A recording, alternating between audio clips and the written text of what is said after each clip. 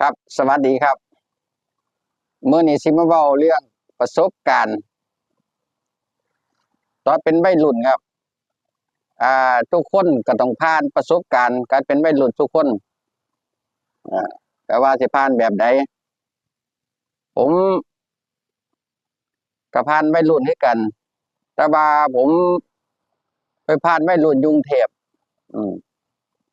ไปโศกโซนกรุงเทพอยู่บ้านนี่บ่เป็นคนหูผู้ดีอ่าอยู่บ้านเจ้าของเป็นมาบ้านเฮาภาคอีสานนี่เป็นคนหูผู้ดีอ่าชาวบ้านพ่อแม่พี่น้องบ่จักดอกว่าผมไปโศกโซนกรุงเทพอ่าไปพ้อหยังแหน่อ่าบ่ได้เคยเฮ็ดให้พ่อแม่เสียใจ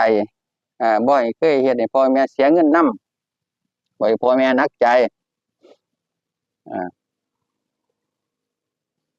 เป็นคนบ่มักหาเรื่องคนเป็นคนมักสงบมักม่วนเว้าง่ายซะหมู่หลายตัวหมู่หลายญ้อนเลี้ยงเหล้าเขาในบรรดาหมู่ผมหลายๆมีผมนี่ล่ะสปอร์ตกว่าหมู่แล้วก็ทุกข์กว่าหมู่พร้อมอ่าบ่มีก็ไปหายืมกู้หนี้ยืมสินไปหาเส้นเหล้ามาเลี้ยงหมู่หมู่ก็ย่องตัวว่าดีว่าดีว่าดีหมู่หลายลูกน้องหลายลูกพี่ก็หลายถ้าเกิดเรื่องเกิดราวมาหายเบิดอ่าป่วยเจ็บไข้นอนโรงบาลหมู่บ่เห็นจักคนเห็นอยู่เห็นหมู่ผู้หนึ่งอยู่อืมนอกนั้นบ่เห็นอ่าก็สิเว้าต่อเนาะเป็นหยังผมคือเป็นสายตำรวจผมขับวินมอไซค์รับจ้างหมู่ผมมันชวนผมไปเที่ยว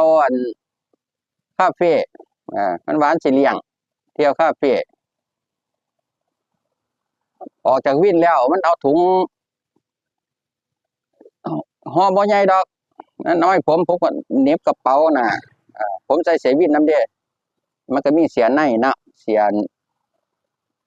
แขนยาวมีกระเป๋าหน้าเอาก็ไปแบบบ่ฮู้ว่ามันเป็นอิหยังมันว่าฝากแหน่ว่าซั่นเออมันเห็นผมใส่เสื้อวินไปไกลเด้จนมาฮอดคาเฟนั้นมีอยู่4ชั้นชั้นแรกชั้นเพื่อชีวิตชั้น2ชั้นวงดนตรีย้อนยุคมีเทคก็มีลำวงก็มีอยู่4ชั้นอืมเพื่อชีวิตก็มีคันที่ก็มีมาฮู้ภายหลังว่า